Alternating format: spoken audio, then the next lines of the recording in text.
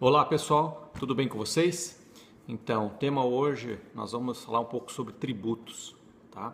É um ponto que é utilizado e praticado na sociedade, né, de diversas formas, para obtenção de receitas por parte do governo, tá?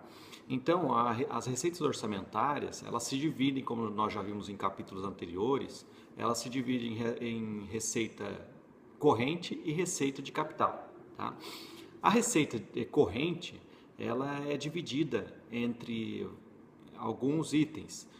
Um deles é a parte dos tributos, tá? O outro é a parte voltada para atividades produtivas e outro é transferências correntes que existem entre operações das despesas também da mesma forma. O outro ponto que se divide a receita orçamentária é a parte da receita de capital, que é voltada para quando o governo precisa tomar algum empréstimo para cobrir algum empréstimo, ele entra como uma receita orçamentária.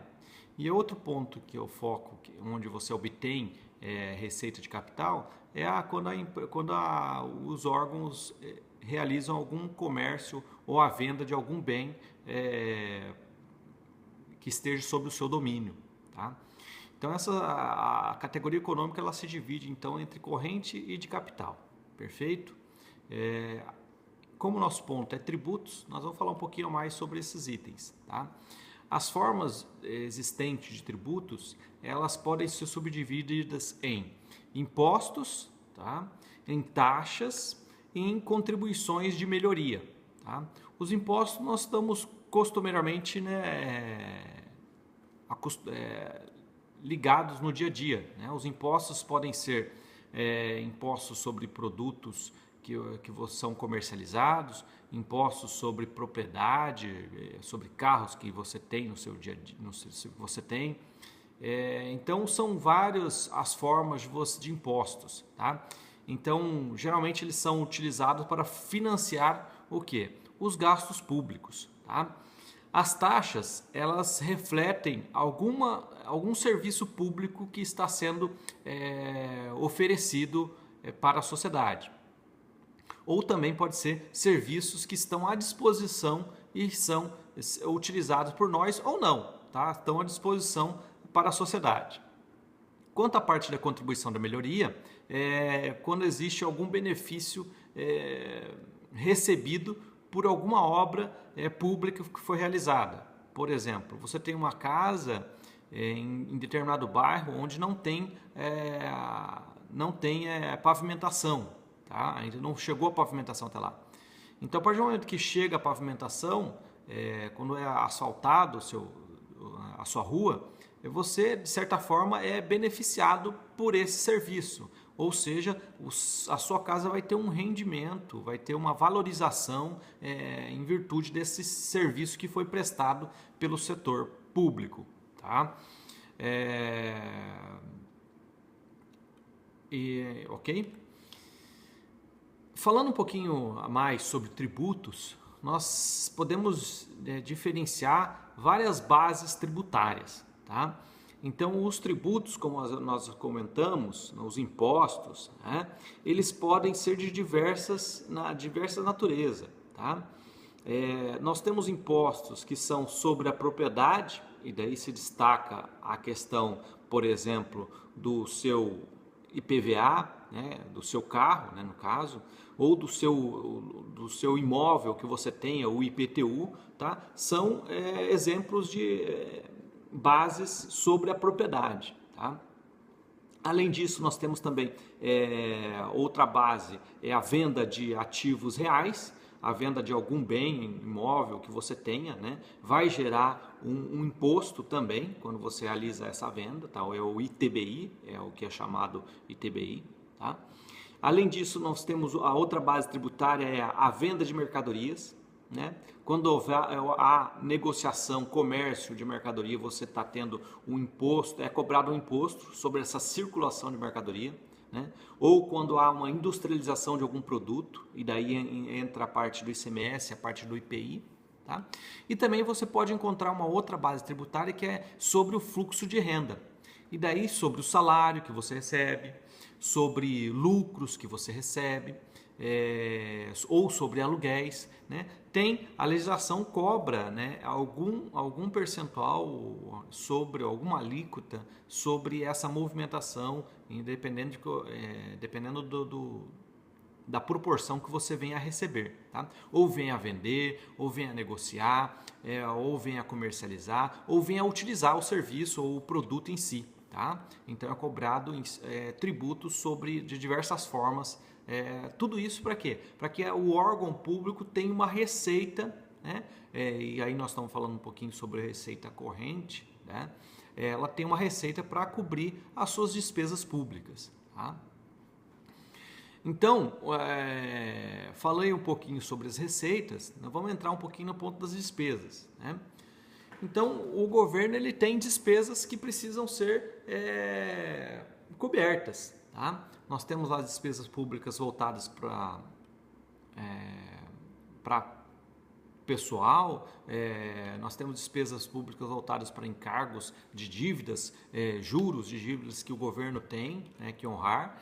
E essas despesas elas se dividem em despesas por finalidade, né, ou por natureza, né? Se você for verificar a finalidade da despesa, ela pode atender tanto a área de ação governamental, né, como um bem para a comunidade, um bem para a sociedade. Por exemplo, ela pode se dividir dentro de finalidade ainda por função e por subfunções. Vou dar um exemplo para vocês para ficar mais claro. O setor da saúde, tá? Que é prestado serviço, tá? Para a sociedade. A saúde nós chamaríamos como função, tá? A função saúde. Mas dentro da saúde nós temos também subfunções. Quais seriam essas subfunções? Por exemplo, assistência hospitalar, suporte terapêutico, a vigilância sanitária, tudo está dentro da saúde, tá? A parte da alimentação, a vigilância sobre problemas que tem de epidemiologia, né? Doenças endêmicas. Então, está tudo dentro da saúde.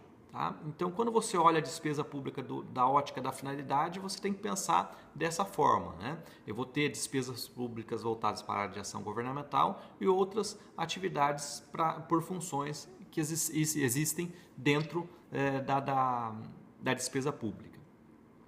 Outra forma de você pensar a despesa pública é olhar sobre a natureza, né?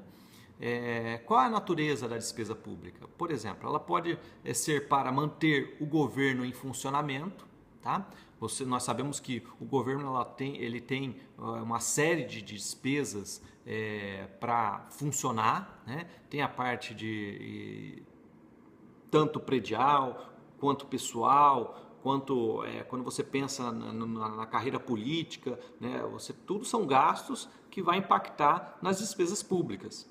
E você tem outra natureza que você pode observar, é a parte por redistribuição de renda.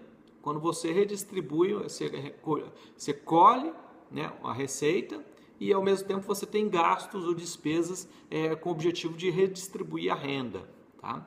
Então a natureza ela deve ser vista dessa forma, tá? Dessas duas óticas.